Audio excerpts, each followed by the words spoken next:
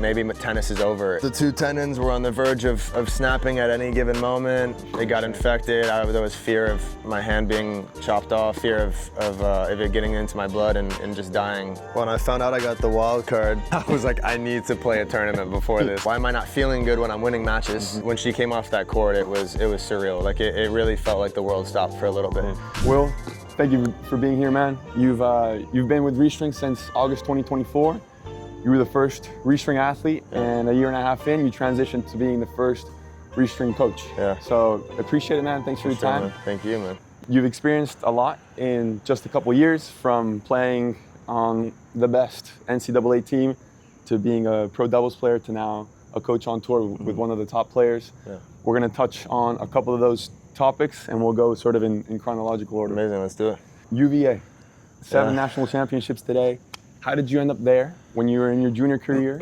What made you think about going to UVA? Yeah, you know, it's funny because they weren't on the map for me at all in the beginning. I think one of my top choices was UNC, and obviously like that's their biggest rival, so it's just ironic that I ended up at UVA. But I loved UNC. I liked the coaches, the team, and I had a visit planned with UNC, and somehow I actually ended up taking a visit to UVA right before that. I just fell in love like right then and there. I remember my parents went on the visit with me, and I told them right away. I was like, within a couple hours, I was like, I'm going here.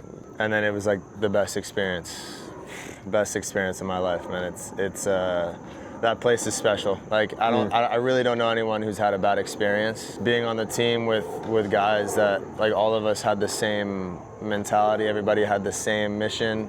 Nobody was selfish or had their own, they didn't have their own self-intention or interest. They just wanted to do what's best for the team, and probably one of the best decisions I've ever made. Going to UVA, I just like went with my gut, and I really like, when I tell you they were, I wouldn't say bottom of the list, but like I think Texas, UNC, like even like a Stanford, where they were all like above UVA. And I don't know why UVA was obviously the best program in the country when I was looking at schools, and for some reason I was like trying to be different and being immature, but best decision I ever made. When you walked on freshman year, how much pressure was there? A couple years before you, there had been a lot of strong guys, even Ryan Shane, won NCAAs, played the US Open that year. How much pressure was there? Being on a team like that, it's just like solidifying your spot on a team is hard. I mean, every spot in that lineup is like you have to earn it. It was a lot of pressure. It's all about you to now it's all about the team, but you also obviously want to establish yourself on the team. And it was an amazing freshman year, but it was definitely hard to figure out how to go from a junior player that's like, you really do have to be like kind of self-absorbed and like all about you all the time to making that transition. But the pressure was there, man. I mean, it's an honor to wear the orange and blue, but it's definitely like there's a lot of pressure there's a standard and there's a level that you have to play to. And if you don't play at that level, you're not there. Yeah. You're not there. So your senior year, talking about team and pressure. Yeah. You went through a lot of injuries. Your wrist. You guys won NCAAs, but your wrist was broken. Yeah, it was. Yeah. What was that like, balancing an injury, but then wanting to do the best for the team? That initial injury happened in March of 2022. So then I sat the rest of that season. We won the national championship in 2022. Yeah. I had one more year because of that COVID year. Got surgery in August. It had been injected with cortisone before that. Had the surgery. Still was in a lot of pain. By the time my last season came around, I was still in pain, couldn't play the first 2 months of the season. Circumstances kind of happened where I just like needed to make a decision of, can I play through this? And the coaches asked me if I could play through it. And I said, listen, it's my last season at UVA. I don't know what my life will look like after this, just because my body was in such shambles. I said maybe tennis is over in May. If I'm gonna end my career, I better do it somewhere like at UVA, and let's try and run this title back. And then the pain was like the worst pain I've ever felt. The surgeon had told me that the two tendons were on the verge of snapping at any given moment, and I was making it worse every single day. It's funny, my coach Andres Pedrosa at the time was when we would train before matches, he would only give me, it was like 10 returns. I'd get like 10 to 20 returns a week before the matches. We would have to like literally keep it down to a very specific number, or else it would be in such pain by the time the match would come around that I wouldn't be able to play. So I would hit like 10 returns a week. So it was crazy. It was crazy, but I would never, I mean, if I could go back, I remember, you know, I got surgery later, right after the season, and everything was fine. I was ready to play, and then crazy story about the hand is it actually got infected after that. It got infected. There was fear of my hand being chopped off, and even, you know, fear of it getting into my blood and just dying altogether. It was a crazy experience. But I remember waking up from the surgery after the surgeon was like, "You could have died." And I texted the coaches and I was like, I'd do it again for the orange and blue. But that's just like the culture that you know, that you establish at UVA, and like I would do it all over again if I had to, you know? That speaks about it. Even like, I mean, here at City Open this week, when Brandon's playing, when Rafa's on court, you just see that there's a mob of UVA guys just going there, and you can see how strong the team chemistry is. Right, yeah. Everybody asks, like, what's the secret? Is it the tennis? Is it the fitness? Like, you guys have psychologists, do you have this? And I'm like, no, it's just the culture is unmatched. The amount that we hang out off the court that people would deem, you know, unimportant or whatever, or a waste of time, like, that's what we would dive into, having the tough conversations. Andres and the rest of the coaching staff talk about this all the time. The culture is the center of all the success. So you graduate, and in a couple months, I mean, a year after that, you make the decision to come back on tour. You took a break from tennis. What made you decide? Were you missing it? Were you feeling that you still had a little bit left to give to the game? Obviously, you know, all the surgeries, the infection, by that time, after those, you know, I had 4 or 5 operations on this hand. By the time that was over, you know, my hand was in no shape to do anything. I couldn't even like squeeze a dumbbell, for example. Like I knew that tennis wasn't in the cards. You know, I didn't think it was there. So I just stepped away because I just knew that there was no chance. So I stepped away. I worked corporate for a year, and I honestly didn't think about tennis. You know, I coached a little bit, but I didn't think about tennis. I didn't rehab my hand for once. Like I wasn't like treating it every day, massage and all that. Like I wasn't doing anything. So I never really left the sport on my own terms. And then a year later, I was like, wow, like my hand feels good. I went out to hit, and I was like, wait, I actually don't feel as much pain. There was still a little bit of pain, but compared to what I was feeling before, I was like, this is a blessing. Yeah, I was like, dude, I want to go back and play. Like I never, like, you know, I've done this my whole life. Like I didn't give myself a fair chance to, well, you know, my body like was hard on me, but let's go out and try again, you know? So you make that decision. That's when we kind of start talking. You start testing out the different strings that we have, different tensions. I remember you doing full beds, you were doing hybrids. Second tournament in, you play Masters 1000. I can't tell you, I mean, there's probably very few people that can say that. Your second tournament in on the Pro Tour, you play Masters 1000. You play against the defending Wimbledon champs. 4 weeks ago, they had won Wimbledon. What was that like?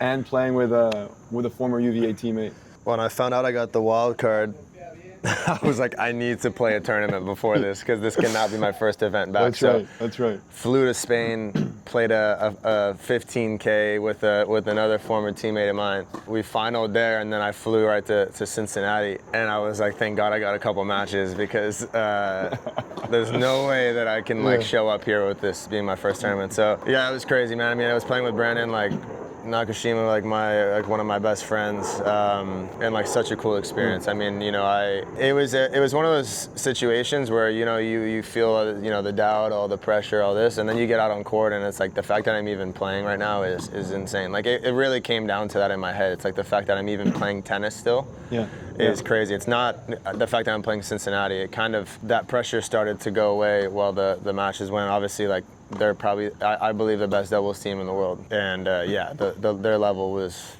on a different planet, but incredible experience. I mean, I'll always have that, you know. I remember you and the boys went out to go see you too. Man, I'm bummed I couldn't go that week, but it seemed fun. And then 2 months after that, you make your first challenger final. I remember I went to go watch you the weekend before the tournament started. We got some content, and then every match, you started playing better, started going deeper, and then also when you were playing, like the whole UVA crew was there watching you. You made it all the way to the final. What was that week like? It was good until I choked the final. I don't know if you remember, we were up 4-1 in the second. I was on my phone watching the whole thing. Yeah, set 4-1, choked it. No, but it was a good week. Doing it at home was super special. Also with a UVA teammate. Again, that's like that was my third or fourth tournament or something like that. So it still is just so fresh. I really didn't have any expectation when I came back. Obviously I had a lot of success in doubles at UVA, but I didn't. That all just goes, it evaporates. The second year, you go through injury and you come back and, you feel like maybe you're making the wrong decision. You always have that voice in your head questioning. So the fact that all of that stuff was happening so quick and I was doing it, honestly, the thing that made me so happy was doing it with guys that I loved.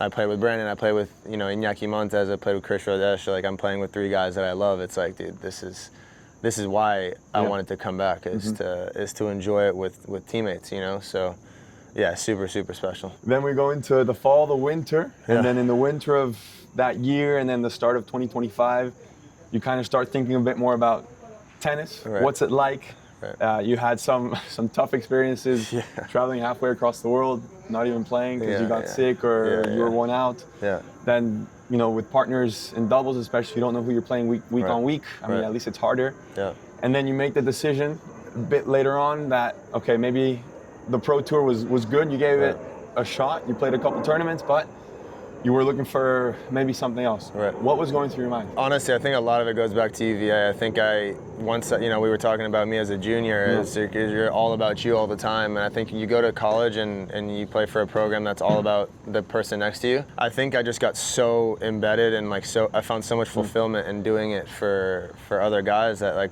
I went back on tour and I had to make it about me again. I think that was really challenging because I never felt like that in juniors. In juniors, I loved making it about my training and my schedule and my tournaments and I didn't I went back on tour and I would win. I had some success here and there and I didn't feel that same fulfillment that I did on the team, even if it wasn't a national championship. We could lose matches and I felt more fulfillment in school. So I think that was a hard transition. It kind of got me thinking. I was like, wait, why am I not feeling good when I'm winning matches?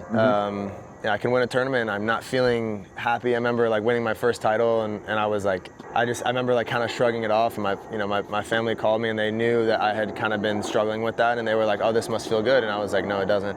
And I think that's kind of when I knew that maybe it wasn't the right thing, but I wouldn't change it. I'm very, very grateful I went back because I know that my time as a player, is over and it's in the past, and obviously if my body had kept up since the juniors, who knows what could have happened, but there's no point in thinking about the past anymore. But I think it was time. Yeah, no, that makes sense. That makes a lot of sense. And then shortly after that, you've been 9 months into a new partnership, a new relationship on the court. Right. You're now coaching Haley. Yeah. And that started in October of 2025. Yep. What made you realize you wanted to be on the other side? Not as a player, but now as a coach. The things that you least expect are the things that end up being the thing that you actually end up loving, and I think that's kind of what happened. I played the Challenger in Cary. I remember losing first round, and I was like, maybe I'll play 1 or 2 more events. And then I said, okay, I'll figure out what that schedule looks like, and I'll just take it from there. And then I saw Haley at Cincinnati. She said she wanted to call me about something. I didn't really know what she wanted to talk about, and then next thing you know, she's like, hey, do you want to join my team? She had kind of known, we had spoken briefly about me wanting to step away from tennis, at least as a player. Yeah.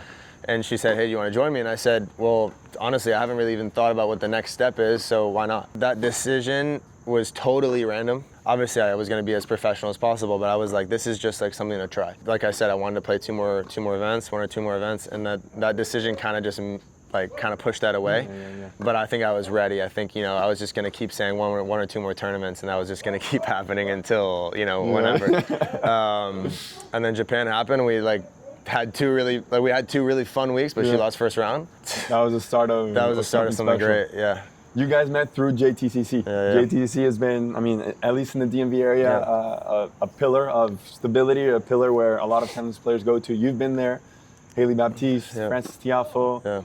Fenty has also played there. Yeah.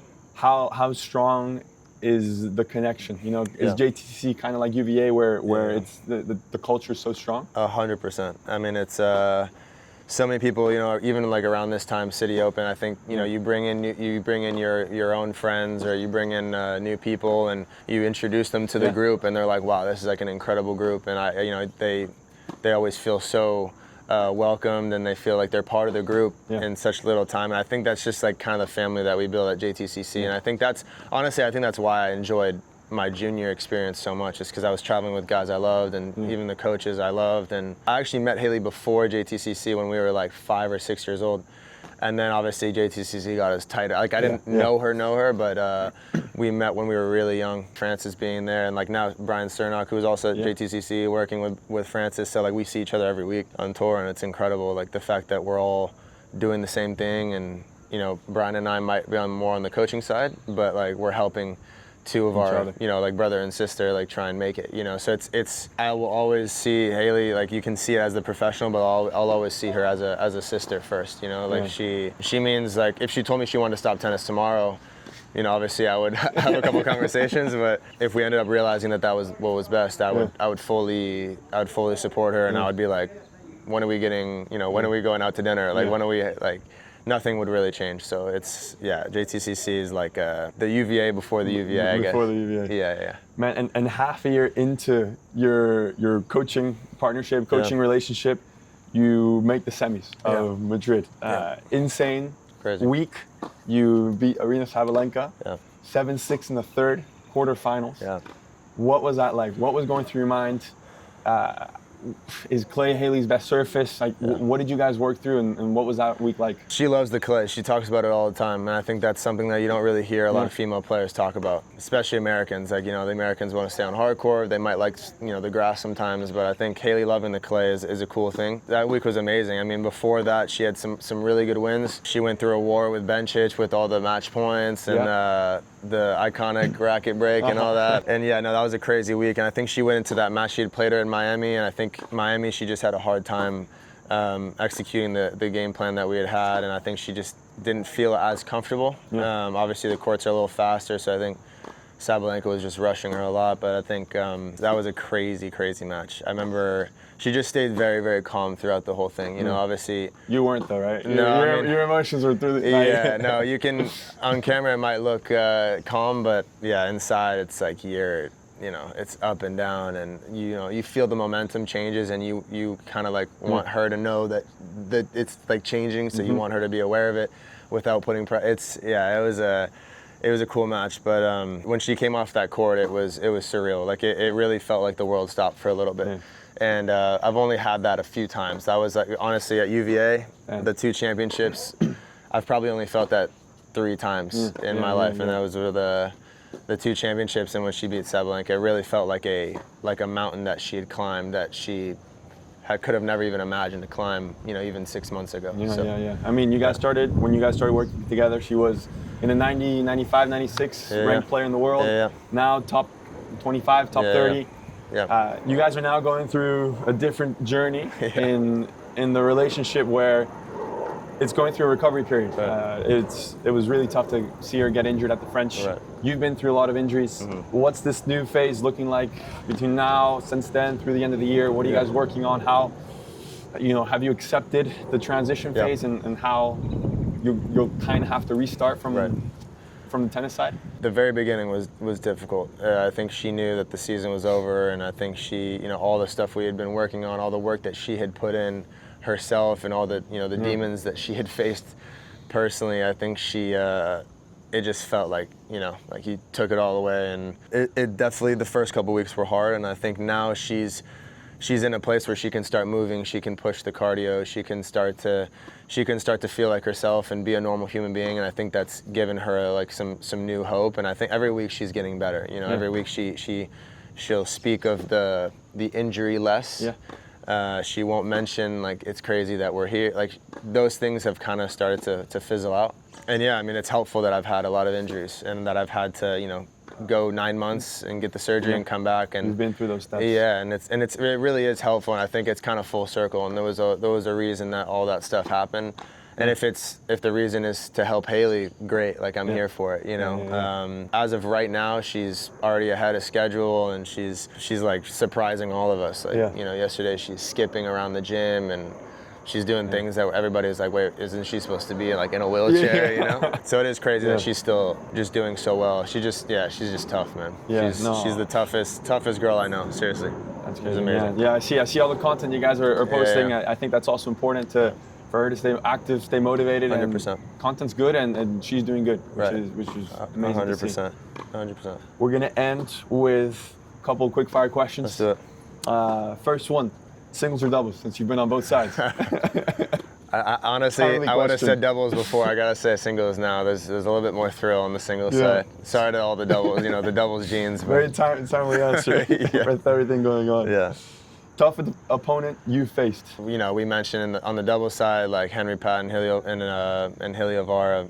I mean, best team. That was definitely, at least on the recent side. Singles side, I mean, maybe like when in juniors, Musetti was like a legend, and he's like a badass player. This year at Rome, Haley played Svitolina, and Svitolina played unbelievable tennis. She's just incredible athlete, like incredible player, incredible timing. That day, you know, we didn't have many things we could do. So that was a hard one. That one you kind of feel like you don't really have any answers. You know?